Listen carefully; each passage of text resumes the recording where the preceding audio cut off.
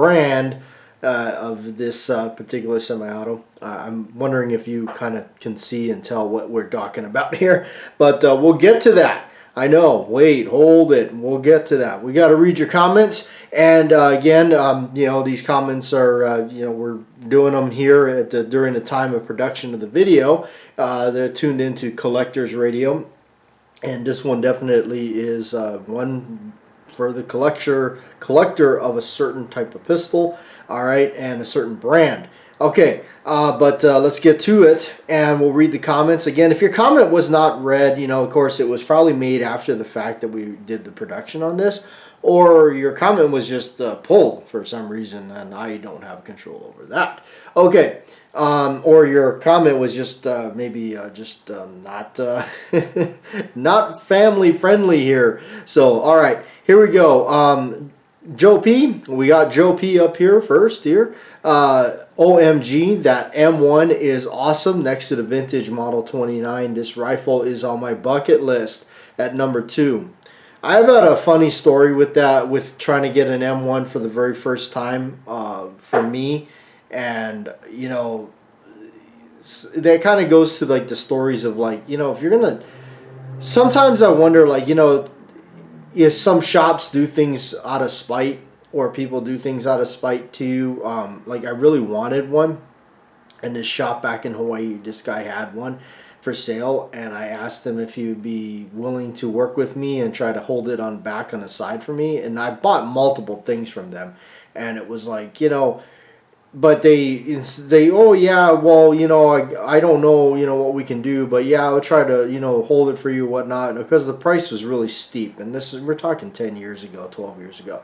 And the first thing they did was right after that was post it on the front page of their website to advertise it for sale. I mean, I don't know. So I've kind of had a weird history with M1, but now that I'm out somewhere else, that, you know, where I don't have to deal with people like that, because there's so many options, and that's what's really nice about being in the lower 48, if you will. All right, I almost bought a auto ordnance model a couple years ago, and that's the one I was actually originally looking at, was an auto ordnance, and those are really well built. All right, but wanted to hold out for a vintage one, hopefully someday. And man, do I love it when you talk about the good old days of those Hawaiian gun ranges.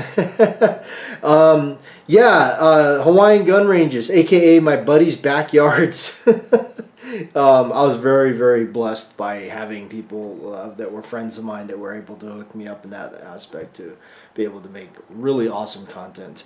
Okay, Scottish American, excellent video, brother. So many great talking points, from the outrageous prices to classic rifles. Long before I reloaded, I saved brass, knowing one day I would eventually do so. My 27 is incredible condition, but I still like many others that are in good shape. Gets some good range therapy. Having fun making these videos is the most important part. That you got that right. Yeah, I mean, if this wasn't fun, or we didn't want to do this, we wouldn't do it, you know. Just so, all right. Harrison Mantooth, as already mentioned, I echo my sentiments with the others. BATJAC, this was a great episode of your Collectors Radio. I always enjoy and look forward to each Saturday mornings. I haven't had my coffee yet, but I'm a bit envious of you. Not really. I believe that's Stan, yes. Thanks again for sharing another great video, Stan, in Idaho. All right, Stephen K., another great radio show, JW. It's 4 a.m. Saturday morning. Coffee is going. Wow, they're noisy out there right now. Sorry about all the racket. Coffee going and enjoying the show. I sold 2 Winchester 94s for more 1911s. One was a 1946, and the other was a 1952 .32 Winchester and 30-30 respectively. I missed them, but the 1911s are worth it. Stay well, my friend. Yeah, you know, and we always end up that way. We sell something, and we're like, you know, I just, you know, sometimes it's like, you know, I wish I would have kept it or whatnot. But, you know, they come and they go. With these, you know, I've let go so many, and, you know, some have come, some have gone. You know, it just happens. ERJE 1954. I am fortunate to have accumulator 3 M1 carbines through the years. They are all mixed parts, but all GI Arsenal rebuilds. They're such classics. Glad you have one, sir. Nice that some youngsters appreciate something other than the usual Glock or M4 tedious videos. Thank you again. Yeah, honestly, I mean, nothing wrong with that stuff. I've got a older Glock pistol. If there is such a thing as an older Glock pistol or a retro Glock pistol or whatnot like that, I like them for their simplicity and the functional and just utter unbelievable reliability. But I'm really, my heart is set as a collector. I love the old stuff. To me, all the cool guys carried one of these, so that's where my heart is. I will, lose a dozen modern stuff and keep all my, the older designs, if you will. I mean, some of them are, older designs, or, older models, but, the company's gone back and did a retro done of it, and I mean, I'm happy with that. That's fine, But, yeah, I don't keep up too much with the modern, I guess, polymer world. I'm really behind on all that. Danger Man. Those 2 rifles are on the bucket list. Speaking of movies, that M1 carbine has been everything I've wanted one ever of those since I was a little kid. If you see all those old movies, you definitely you've seen them all, like Pork Chop Hill or something. I'm like you in that I've I have machining matching parts. I don't have to have matching parts, right? And that's it too. Like, I don't care. Like, these guys, well, I bet your gun doesn't have matching parts. I don't care. It's all original from back then. In fact, the M1 carbine, I'm pretty sure, were always mixed match because so many, like I think I mentioned that in the video. Like, I mean, one company was making so many barrels that they just shared them all with everybody else. Just a GI gun would make me happy, and me too. I mean, I've got one that's a mixed match gun. I don't care. I have 2 lever actions that I inherited from my great grandfather in an 1881 Marlin in 3855, made in 1887, and an 1895 Winchester in 30-06, made in 1912. I've shot them one because the 3855 is $2.50 a round on a good day, and 30-06 kicks like a mule with the steel butt pad. Yeah, I've always loved John Wayne's Winchester Model 92. I agree. If you don't own one, you're missing out. Yeah, I mean, that's the romance of me and the lever gun. It's watching all of the Duke's films, and that's it. I mean, as far as westerns go, I mean, I love John Wayne's westerns. That's it. I mean, Clint Eastwood for sure, but other than that, I really don't get off on westerns too much. They're cool. I mean, but I've always been a John Wayne lover. Well, it's not period correct and all this stuff, and these people, like, they get into this. They bought a cowboy hat from a thrift store, and then all of a sudden they're just like this. They're this man, myth, and legend themselves. But John Wayne's movies were John Wayne movies. You saw them because, as my good buddy says, because John Wayne's the good guy, and he goes up and he shoots all the bad guys. Because why? Because that's what John Wayne does. All right. Edward Petty, great show, BATJAC. I love your rifles. I have an M1 carbine. Mine is a Saginaw. Oh, mine is too. Go figure. It is almost completely Saginaw with a Winchester sight. I like it, so I keep it as well. Yeah, or keep it as it is. Yeah, I mean, I don't, M1 Garands, they're always mixed matched. Those are other ones. So it kind of is what it is. I mean, if you got one, it's a cool thing that's just part of history. An Angry Ranger, thanks for another fun show. I enjoy your moments reminiscing about your earlier days. My earlier times date back to the Eisenhower administration. So, well, let slide for now. As to owning a lever gun, that's 100% American right there. If you don't own a pistol caliber lever gun, then there is something wrong with you. Better seek professional help for your disorder. Jeffrey Richardson, beautiful 1892, Lion Quest Fitness. I like seeing that wood on the table. And CZ 9mm USA, I like your coffee cup. Yeah, that's my friend got that for me. I love horror flicks. Horror flicks are like my life. Well, a lot of the older stuff, but most of the newer stuff, some of it's good too. There's one coming up with Russell Crowe is doing a horror flick, if you will. Very interesting, and I think it's called like the Pope's Exorcist or something like that. Very interesting. I gotta see it because I just gotta see like scary Kurt Russell or Russell Crowe. I'm sorry, Russell Crowe. Did I say Kurt Russell? I always get those two mixed up. Russell Crowe, the guy from New Zealand or Australia. All right. Thanks for the videos, my friends. Stay safe as always. That's from Beretta 9mm USA Senior. And also shout out to my buddy over there, my fellow lefty. Beretta 9mm USA Junior is a fellow lefty. All right. I'm going to butcher your name, so I'm not going to say it. DM, I'm going to call you. EMF Imports under their name, but typically Pieta or Uberti makes them similar to Taylor's and Cimarron does. Yeah, I mean, yeah, they're all, imports of, the importer company. And most of the stuff made in Italy is so darn well done that it doesn't really matter. In fact, you could close your eyes, fondle both a legit Colt or a Uberti or whatever Pieta, really couldn't tell the difference. So, except for the price tag on your wallet. Because trust me, your wallet knows the difference.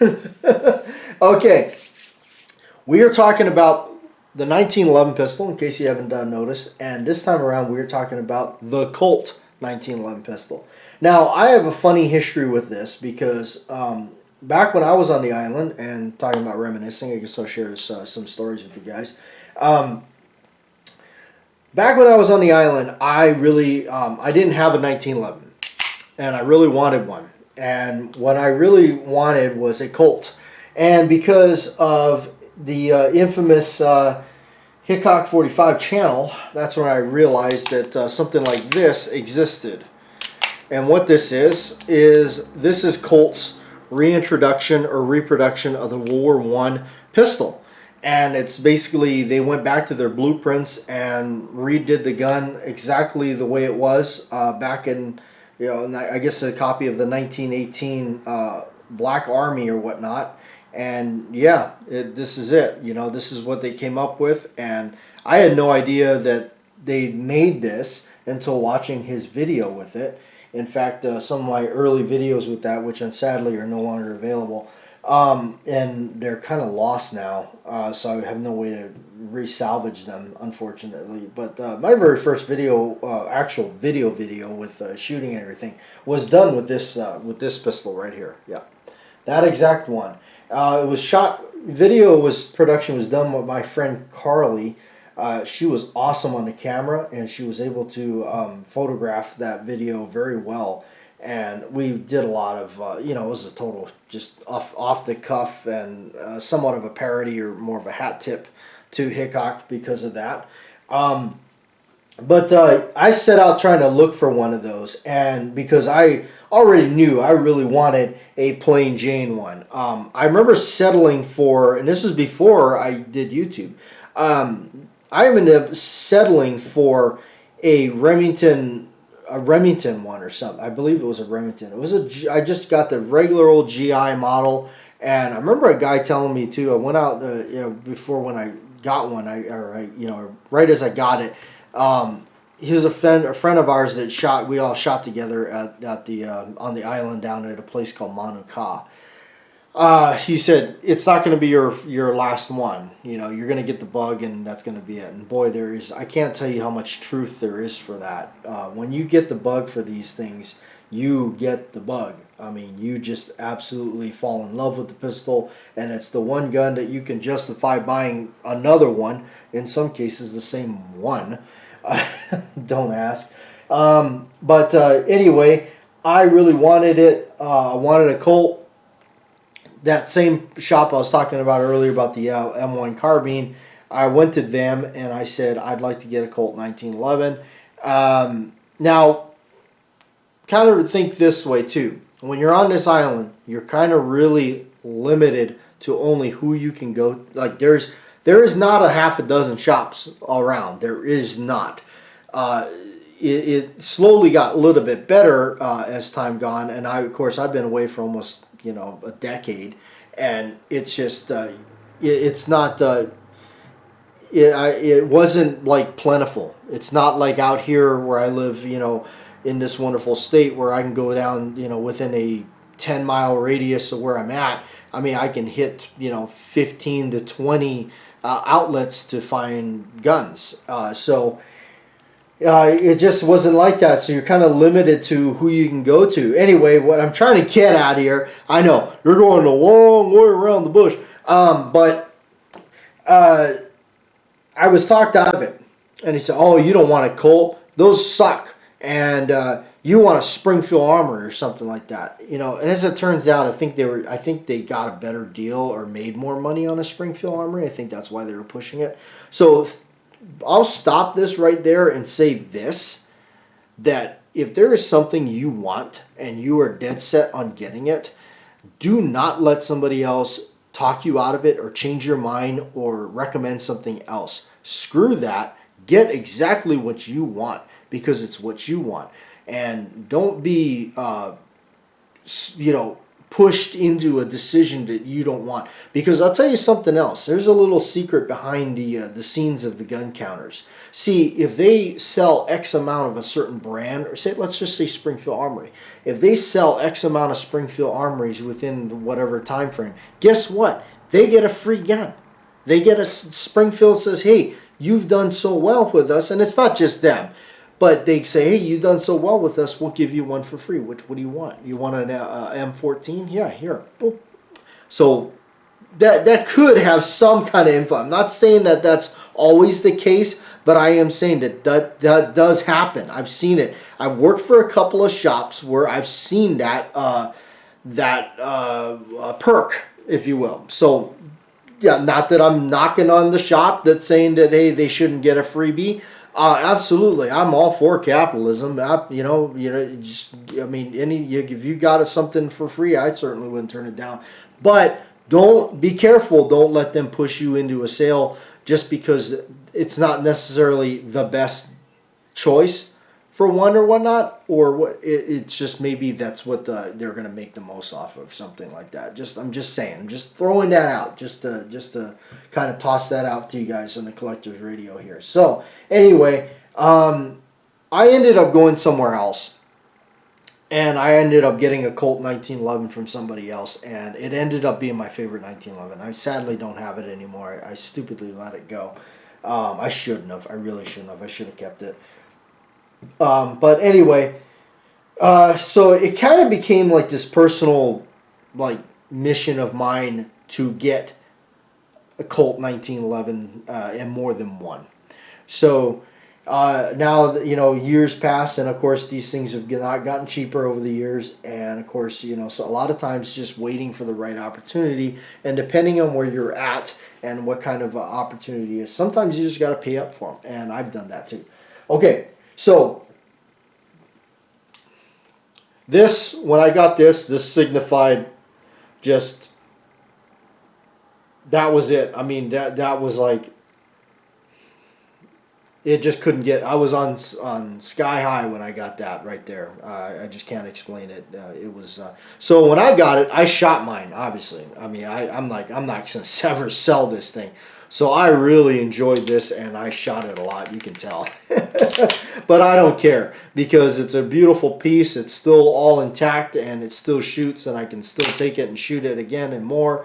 So, I don't care if it rattles or whatnot, or it's loosened up, and I think that's a common trait with Colts. They do rattle. That's just a common thing about Colts. It doesn't really affect anything. In fact, what it does is it kind of increases reliability is what it does. I mean, you wonder why those old military guns work so well. So that was certainly, so since we're on this, we're going to also take a look at this. This was released, I believe, in a limited number. They did not release very many of them. I was very late to the party when I found out about it, as I always am. So trying to get one was extremely difficult. But I was very lucky that I had a buddy of mine that had a shop, and he ended up with one and sold it to me for a very good price. And here it is, and I still have it and never really intend to sell it. In fact, I will say that, you know what, you better throw this in my casket. So this is a black oxide finish is what they call this one. This is your basic one that you see, and I always get the question too. People say, well, where do I get one? They pop up on auctions all the time.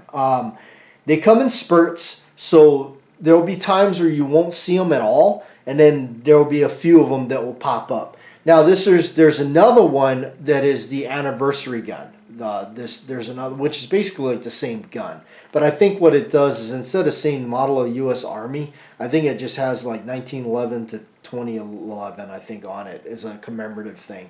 But other than that, it's pretty much the basic same thing. They really hit it the mark really well on this thing. It is exactly like the original. They didn't even add the silly lowered ejection wall. They made the ejection wall high like it was. The sights are spot on. The big wide spur hammer, which is like my favorite. Take a look at that. With the little itty bitty beaver tail grip safety, so it gives you hammer bite and all that fun stuff. So the black oxide one is the most common one. Then they have this one, which I talked somebody that originally this was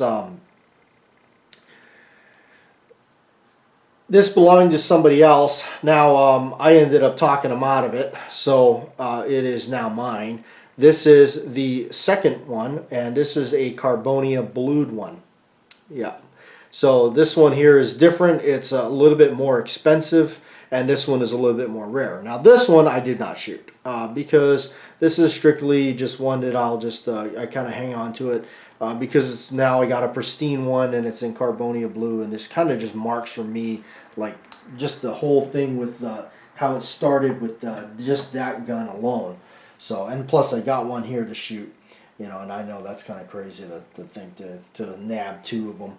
But a buddy of mine that had that, I just, you know, I had to take it. And I'm looking at it too, there's some little touches that are a little bit different than mine.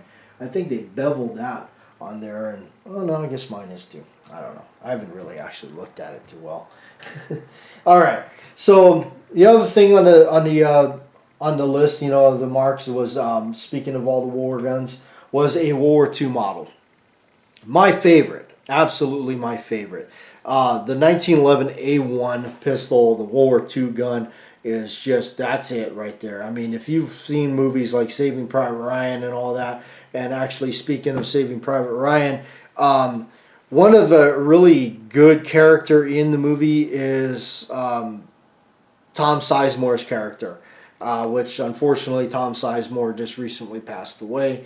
And I think his character in that movie was so believable, and just like he had a really big impact on that in that movie. And of course, during the 90s, Sizemore dominated. I mean, he just had a lot of good movies, but he's got a couple really good scenes in there. One of them that stands out for sure is a few scenes that stand out to me is the one where they're, you know, he's his fallen private and he finally picks his gun out, his 1911, and he points it directly at Edward Burns. And he says, I'm going to shoot you because I don't like you.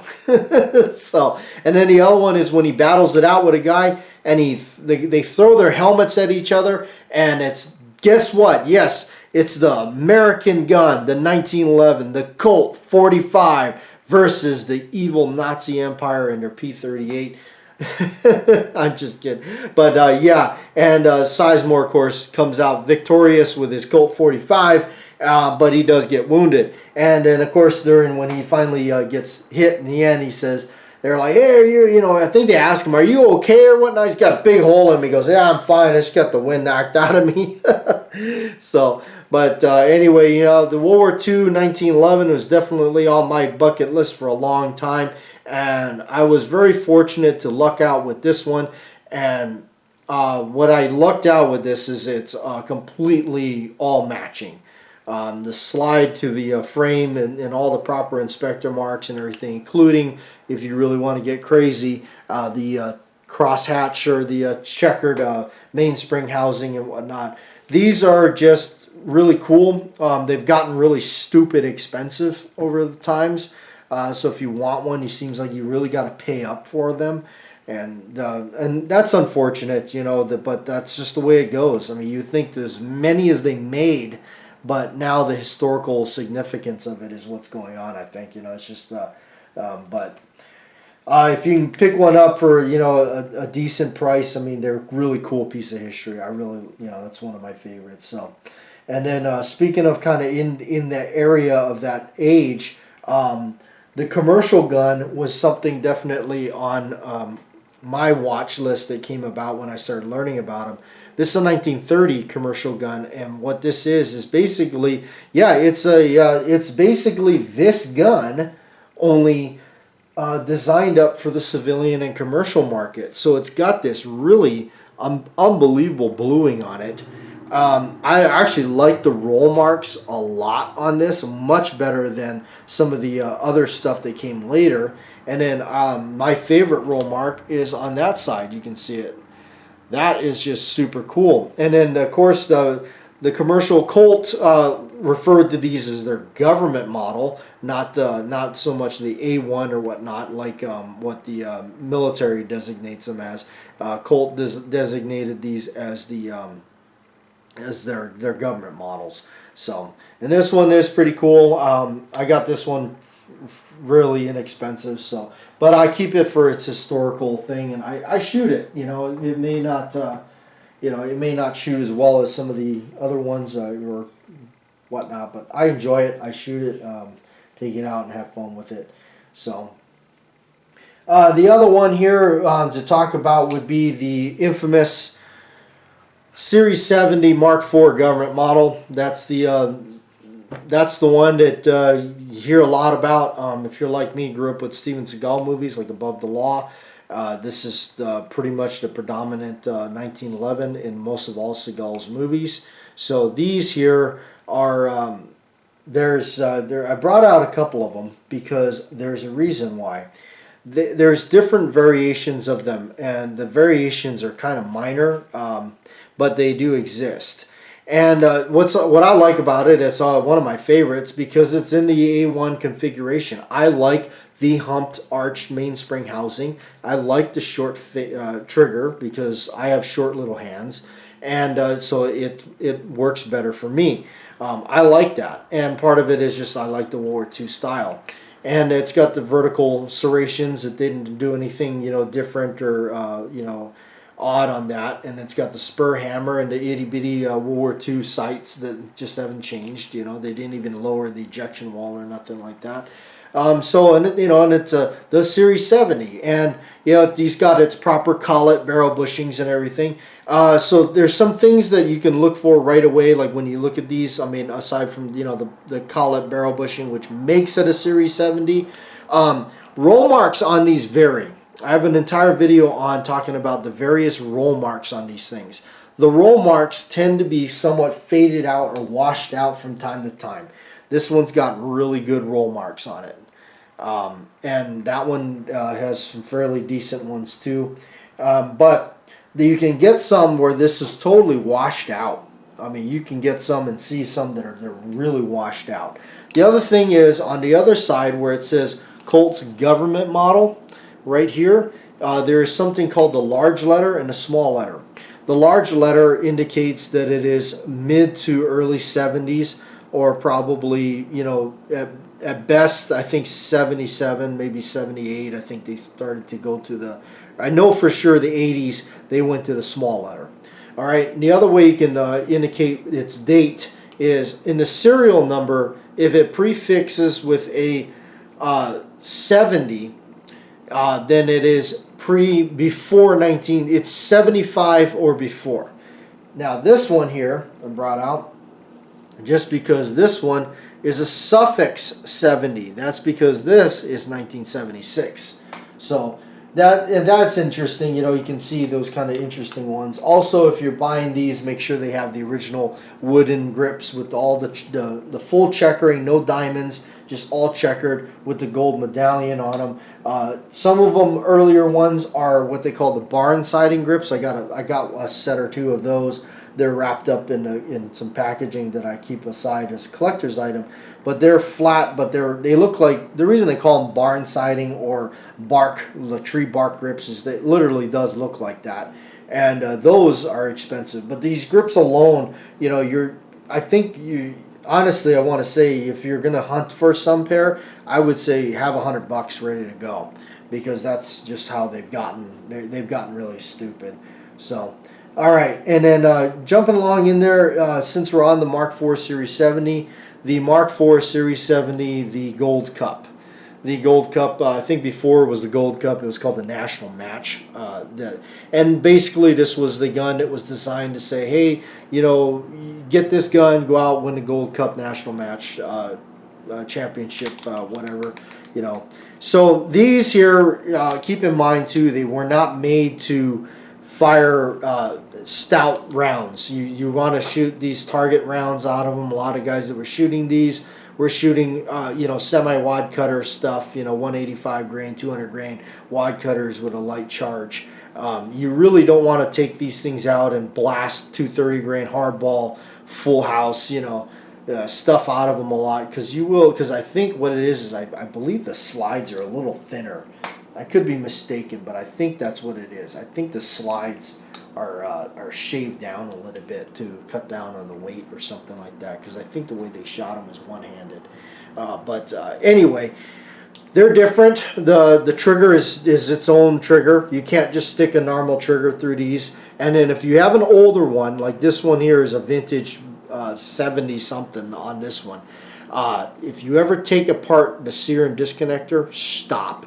Because there's something in there called a sear bump spring shoe thing that's all wound up together. So if you're familiar with the 1911 sear, it looks like like this. There's this other gizmo that wraps around that with a little spring, and this thing looks like it's made out of cut out of a soda can, and you've got to pin that with the sear with the disconnector together.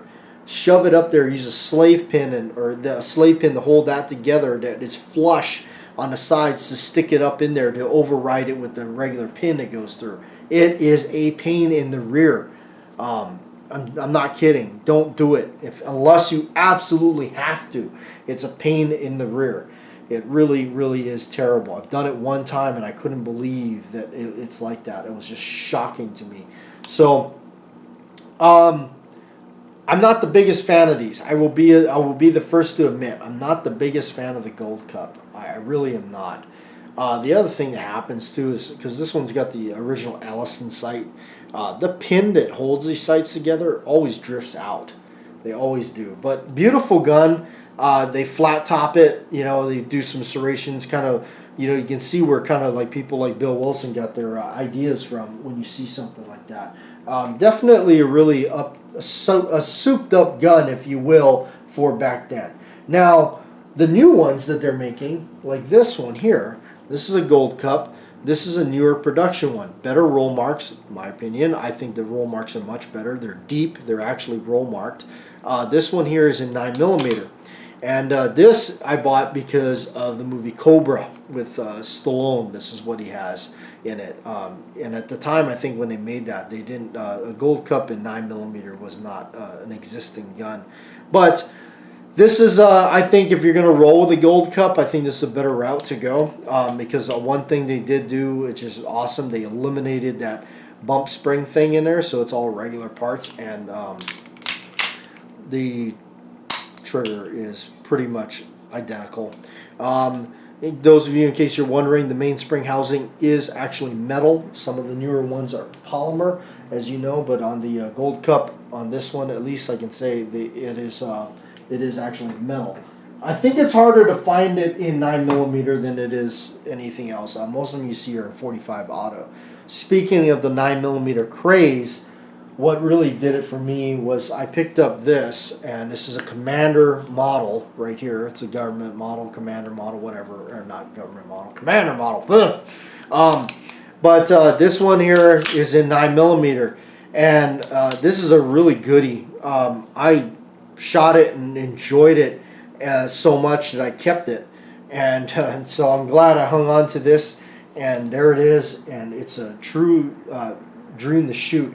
And I tell you, that's the ticket right there. Commander model in 9mm. And if you really want to get the full package deal, I think, which is weight versus horsepower and all that, get a Commander model in aluminum or alloy frame, lightweight frame in 9mm. That's the bee's knees right there. So, all right, and before we part ways here, my personal favorite out of the whole thing is actually their newer production government model that they got out, the Colt Classic. I am so glad I bought this. I bought this before everything went nutso, so I was able to pick mine up for like $700 or something like that. So now I think they're gone up. I still think this is worth $900. Yeah, absolutely. And if I ever found another one at a really good deal, I'd be very tempted to purchase it just to have another one. But yeah, this is pretty much an exact copy, almost an exact copy, not entirely. It's you can tell it's inspired by the pre-Series 70 gun. This is the kind of more of the design of the 1960s, you know, with the older roll marks, which are pretty cool. I like those roll marks a lot better. You know, of course, they're rolling with the small letter Colt government model on that side. But other than that, it's pretty much a nice old school style GI, you know, configured gun. I wish that Colt would have still tried to offer these for the that $700 to $800 range. Would have been nice because to keep that going. I think they do. I mean, it's not Colt that's doing it. I shouldn't say that. It's the other shops. They're the ones jacking the prices up and everything like that. Colt intended this to be an under $1,000 gun, a well under $1,000 gun. So anyway, hope you enjoyed this week's episode of the 1911, and that's just kind of my story with it. You know, I had a kind of a personal mission to accumulate a great deal of Colts, and I did. And I must say, I got there, and yeah. The other one we didn't talk about, which is the Colt Ace, which actually we just did a video on the channel that you guys saw. The Colt Ace is a unique piece of kit. I must say, you know, there's a lot of other 22 LR 1911s out there. The Colt Ace is more like just something really cool because of its floating chamber design and all that. But I say the serious downfall with that 1911 is the magazines. They're not very good and they're very expensive. So I would say that would be the biggest downfall with the Service Ace. And the Service Ace I got is a vintage 1978, which is the first year production of the Service Ace, not the Ace. There is a difference. The Ace units came before they were doing World War II, and that was just a top unit. That is an actual complete 1911 that they did. It prefixed serial number SM, which I believe indicates her service model.